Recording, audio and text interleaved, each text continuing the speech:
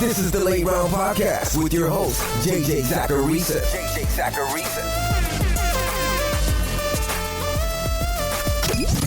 What's up, everyone? It's JJ Zacharisa, the editor-in-chief at FanDuel and at NumberFire.com, and this is episode 178 of the Late Round Podcast, one of the many shows that are part of the NumberFire Podcast Network. Thanks for tuning in. Last week's matchup show was one of the worst ones of the season. Jameis Winston was good, but I was more down on Phillip Rivers and Mitch Trubisky than the consensus was, and they made me look pretty dumb. Chris Carson didn't come through in a really awesome matchup. Jordan Howard fumbled at the goal line, so he was a bust, and so was Aaron Jones. Aaron Jones went out at the 1-yard line, and he was a bust too. And then at wide receiver, while I feel good about calling out Chris Godwin as an undervalued play, Sammy Watkins was a no-show. And Antonio Callaway could only haul in 2 of his 10 targets. There were some hits, like Isaiah Crowell, LaShawn McCoy, and Corey Davis. But overall, I'm not satisfied with the recommendations, and for that, my B. This week will be a better one. Before we get going with players I'm higher and lower on this week, I wanted to let you guys know that FanDuel has more ways to win this season. And one of those ways is with their new free-to-enter Gridiron Pick'em contest. Just choose the winning teams for all of Sunday's games with no spreads and compete for a chance to win $10,000 split amongst all of the top pickers. $10,000 is up for grabs for free every week, so be sure to head over to FanDuel.com and check it out. There are a lot of good quarterback plays this week across the board. One guy I like who's in the QB2 range is Joe Flacco. The Saints have sort of been a boom or bust opponent for opposing quarterbacks this year. In 3 of their 5 games, they've allowed fewer than 15 fantasy points to the position.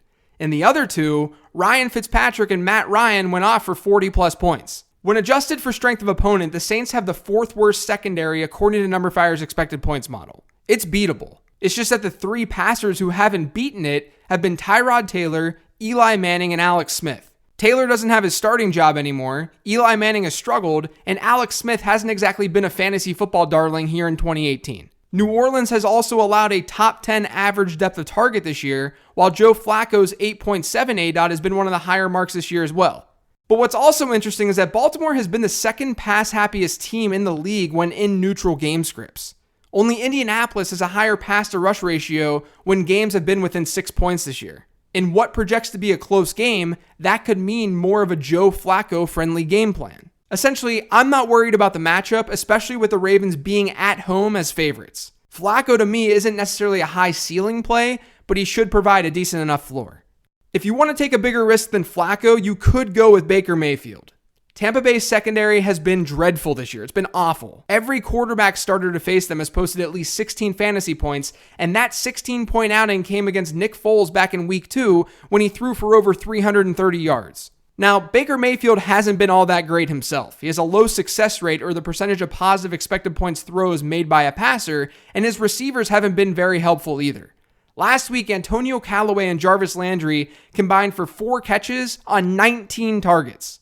But a matchup against Tampa Bay can fix this. The Bucs are 3rd worst in yards per drive allowed, 3rd worst in scoring rate allowed per drive, worst in adjusted yards per attempt allowed, and despite having their bye, they're still tied for 5th in deep ball plays surrendered. The over-under in this game is a pretty solid 49.5 too. Mayfield has an opportunity to turn things around this week. The last lower key guy that I like in week 7 at quarterback is Eli Manning.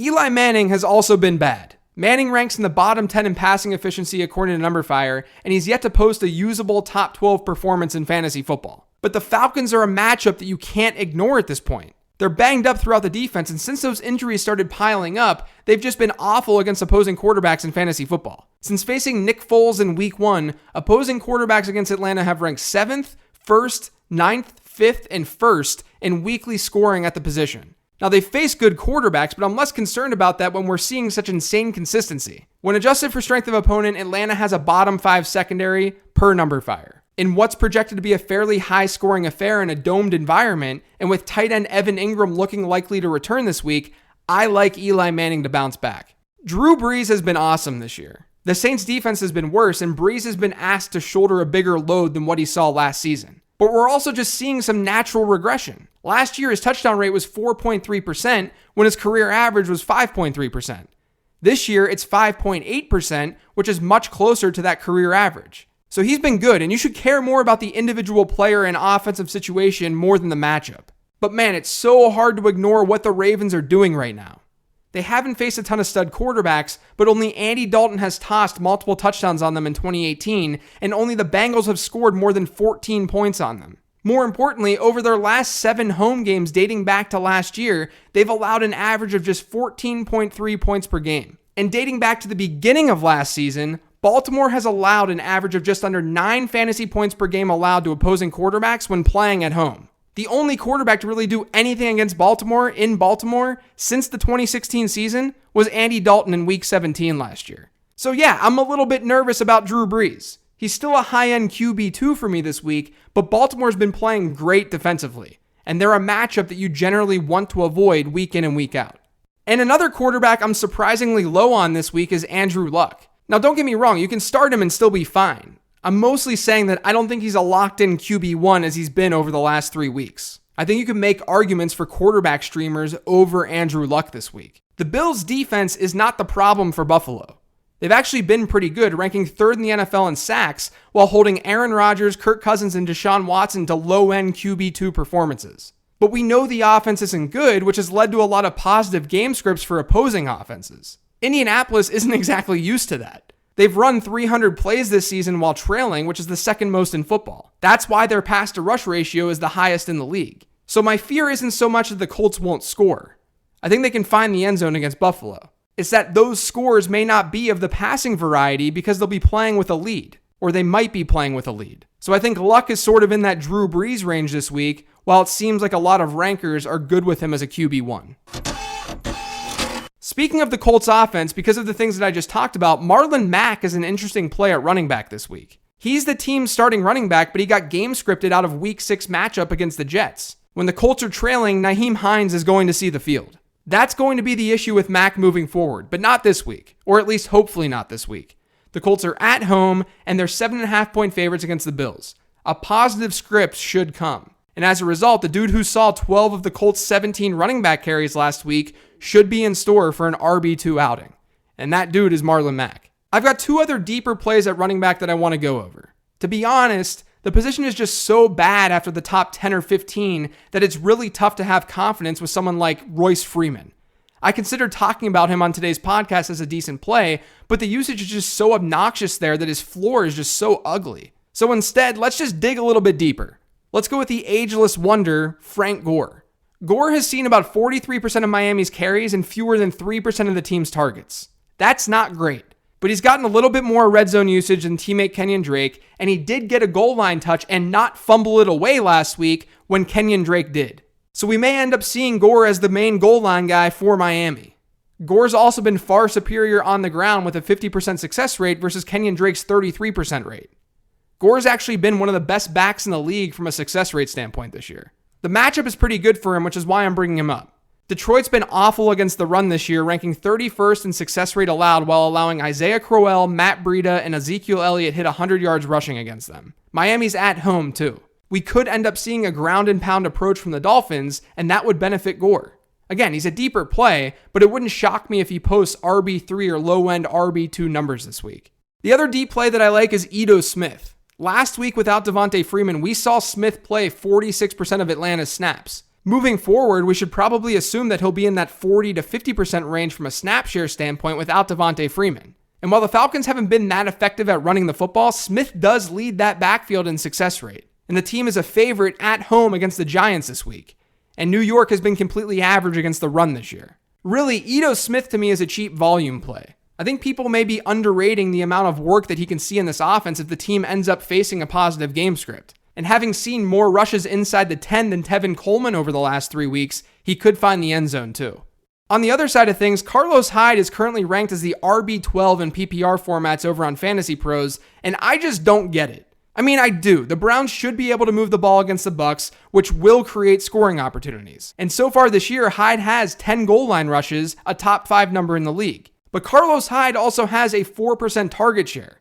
He's played no more than 43% of Cleveland snaps over the last 2 games. And based on his yardage totals, he should have 2 to 3 fewer touchdowns than he has. Touchdown regression is coming. Or should I say, he's not going to keep up his pace because the Browns will either be a little bit more pass heavy close to the end zone, or he just won't be able to convert touchdowns. Regression happens in football. So Hyde is fine and he can be in your lineup because running back sucks. But to expect him to post RB1 numbers in PPR formats this week is a little bit much in my eyes. I'm also not feeling Jordan Howard. The matchup against New England definitely sets up to be more of a Tariq Cohen game, and we've watched the Bears utilize Tariq Cohen a bit more over their last 2 games as he's seen his snap rate jump from below 40% to about 48%. Howard's really just become sort of a touchdown-dependent fantasy asset. And that's not a good thing against the Patriots because New England's only allowed 1 rushing touchdown this year versus 12 passing touchdowns. Teams are throwing on them to score, not running on them. And with Chicago as home underdogs, there's less of a chance they'll be in a positive script to help Jordan Howard out. I love me some John Brown this week. We know Brown's a great deep threat. We know he stretches the field. Even after a down week 6, John Brown is 3rd in the NFL in air yards. He's only behind these 2 wide receivers named Julio Jones and DeAndre Hopkins. This week, he gets a Saints defense that I talked about earlier that's allowed a fairly high average depth of target. And they've also allowed the 3rd most deep ball plays in football this year, and they've had their bye. It's a great matchup against an underperforming secondary. I like Josh Gordon this week too. He ended up playing the 2nd most snaps at wide receiver for New England this past week, and Tom Brady targeted him on 9 of a possible 35 targets, good for a 26% target share. The Bears are a tough team to run on, and teams have opted to throw the rock against them as a result. They've faced the 5th highest pass-to-rush ratio this season. So that's going to benefit Gordon. New England knows how to attack the weaker parts of defenses, and I would be shocked if we don't see Tom Brady with a higher attempt total this week versus what he saw last week. And if Gordon can maintain his 26% target share, good things will come. Both he and Julian Edelman are great plays this week. I've got 2 deeper week 7 plays for you guys at wide receiver. And one of them is the same guy that I talked about last week, and that's Antonio Callaway. I'm really not that upset with the Callaway forecast from last week because he saw volume. And that's really a huge part of the projection battle. But he faced a tougher matchup than he's going to see this week.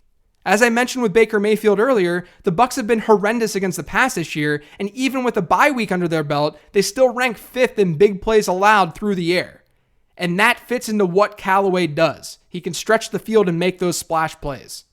With injuries to Cleveland's wide receiver group, Callaway played over 97% of their snaps last week. If he's on the field in this matchup, he's worthy of a deeper play. The other deeper option is even deeper than Callaway, and it's Jermaine Kearse. According to Pro Football Focus, since about weeks 3 or 4, we've been seeing Jermaine Kearse play more and more snaps in the slot. That's pushed Quincy Enunwa out of that position, and it's been a position in that Jets offense that's been fruitful. It's why Enunwa was so useful in fantasy football over the first couple of weeks. Now Enunwa is sidelined with a high ankle sprain, which will allow Jermaine Kearse to play in the slot and play a lot in the slot. In week 6 alone, Kearse saw 10 targets, with half of those coming from the slot. Kearse played 71% of his snaps from that area of the field. Against Minnesota, that's a matchup to exploit.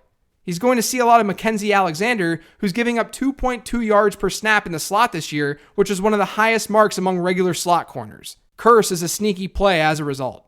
I'm not all that in love with Will Fuller this week. Jacksonville's been beat defensively over the last 2 weeks, but keep in mind that Dak Prescott in week 6 still had fewer than 200 yards passing. The Jags have been one of the better teams at limiting big plays this year, which we know is Will Fuller's bread and butter. He's also seen a pretty low target share with Kiki Cutie part of that team. That makes him riskier regardless of the matchup. But Jacksonville's defense is also one where teams will target the slot area more, which will benefit Cutie this week, not Will Fuller. And then the other wide receiver that I'm down on is one that I feel like I keep bringing up on this podcast each week, and it's Corey Davis. His peripherals continue to look really strong even with a down week 6, but the Titans' offense has been dreadful. They're now 4th worst in the NFL in yards per drive. And the Chargers' secondary has been pretty good over their last 3 weeks in plus matchups, which is what this one is. The best wide receiver performance that they've allowed was Jordy Nelson's 14.3 PPR points. Casey Hayward will probably shadow Davis as well, and that's not a matchup that I want to mess with. Again, with tight ends, I'm not going to tell you guys who I'm low on. That does us a little good because most tight ends getting volume are worthwhile in fantasy football. My absolute favorite streaming tight end option this week is CJ Uzomah. Without Tyler Kroft and Tyler Eifert last week, Uzomah ran the 4th most routes to the tight end position across the league, and he played 92% of the team's snaps. This week, he'll get a Kansas City defense that's allowed the most receiving yards and the 4th most receptions to the tight end position this year. He's part of a game with a high over-under, and I think he's a top 10 option at the tight end position this week. If you want an option that's not as strong, you could look at Ricky Seals-Jones. RSJ has actually seen 18% of Arizona's targets this year, with 6 targets in 4 of his 6 games played. Denver hasn't been great against tight ends, so the combination of volume and matchup makes him a streaming option. He's just not as solid as Uzomah given the offense that he's in, and the game itself shouldn't be as high scoring, but you could do worse. The 2 non-obvious defenses this week that you can play are Indianapolis and Arizona. Maybe Indianapolis is obvious, but they were lower owned entering the week, and they're not very good. But that doesn't matter against Buffalo, who's starting Derek Anderson. The Bills have allowed a top 6 defensive performance in 4 of 6 games played this year, and they've thrown 1.5 interceptions and allowed 4 sacks per game. Maybe those numbers get a little bit better with Anderson under center, but this isn't Tom Brady stepping in for them. They still have plenty of issues offensively. The Colts are at home, and they're big favorites. They're a great option. And then there's the Cardinals. Arizona is actually a top 10 team in sacks, and Denver's been a pretty average team at preventing Case Keenum from hitting the ground. But the Broncos have been a pretty good matchup for opposing defenses this year. Keenum's tossed an interception in each game this season, and the Broncos haven't been that much of a threat to score. They've only even come close to posting 30 points once this year, and that came back in week 1. Arizona's at home, and the over-under in that game is just 41.5 points. It could be an ugly contest without a lot of plays, but that favors a defense. That's going to do it for today's show. Thanks to everyone for listening. If you've yet to subscribe to the Late Round Podcast, make sure you are by searching for it on iTunes, Google Play, SoundCloud, TuneIn, and Stitcher. And make sure you're following me on Twitter @LateRoundQB. Thanks, everyone. I'll talk to you tomorrow with the mailbag episode.